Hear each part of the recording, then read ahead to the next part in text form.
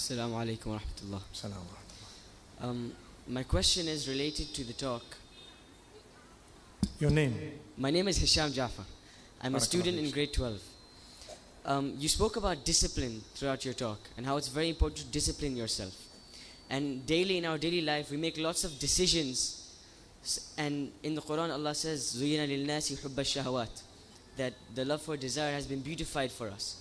So when we come to make a decision between something we desire, but it's not very productive, and something that is more productive, we incline towards the unproductive one. How do you develop a resolve to fight against yourself, to defeat your own desire and to do the right thing? Jazakallah khair. What a brilliant question, and it is pertinent, and it is something that affects so many people by the will of Allah. All of us have challenges. There are so many beautifications of the dunya. As correctly you mentioned, Allah subhanahu wa ta'ala says. So Islam has given us a package.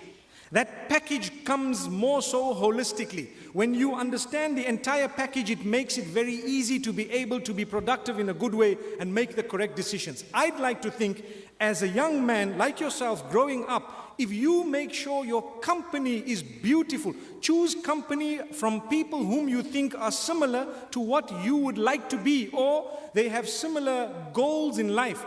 And in that particular case, you will find it becoming so easy for you to make the right decisions.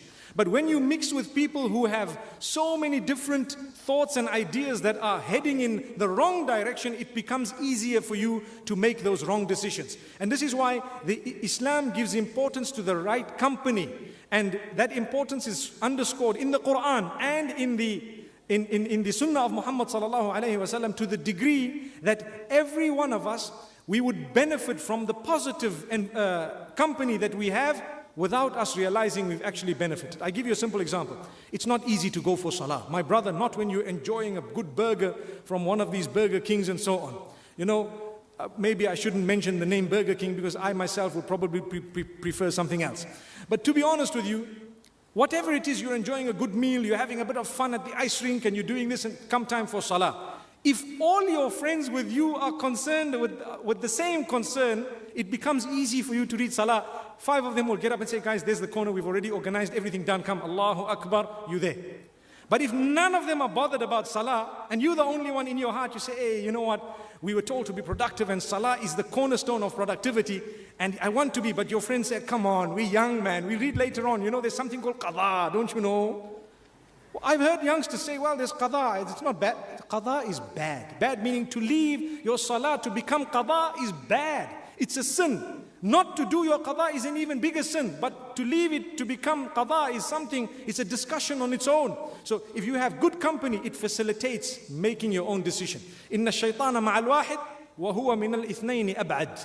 Shaitan is closer to you individually. You know, when you're alone, and you're moving somewhere, it's easier for you to just divert to sin and so on. But when you're 4 or 5 guys and you're all good people, it's hard for you to actually, even if you want to look at something, you just say, hey, astaghfirullah, let me look down. One of the brothers told me about astaghfirullah today. Let's leave that inshallah for another time. So I hope and pray that we can have this holistic approach to resolving our problems, because if we have bad company and we're not bothered about the other rules of Islam, it's not going to be easy to just follow a few that we'd like to. You know, to be able to stay away from that which is haram becomes a little bit more difficult, because we have not taken the whole picture. Like a person who doesn't read salah at all, then they're making dua, Ya Allah, you know, keep me away from sin. But Allah says, Inna salata tanha anil fahsha'i wal munkar. You fulfill your salah, give it utmost importance. It will automatically make you productive in a way that you abstain from sin. Sin is very counterproductive. It actually comes up with a lot of baggage. May Allah protect us from it. Jazakallah khair, my beloved son.